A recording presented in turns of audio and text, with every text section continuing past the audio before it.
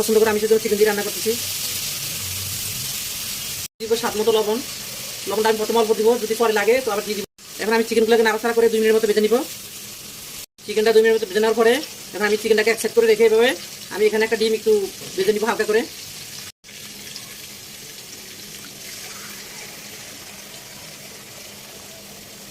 ডিম ফ্রিজে রাখাতে ডিমটা এখন শুকিয়ে গেছে। এখন ডিমটাকে আমি একটু হালকা করে ভেজে নিব কয়েক সেকেন্ড। ডিম ভেজে নেওয়া হয়ে গেল। এখন আমি তোমরা মিক্স করে ফেললাম। এখন আমি এখানে কাঁচামরিচ আর টমেটো দিয়ে দিব।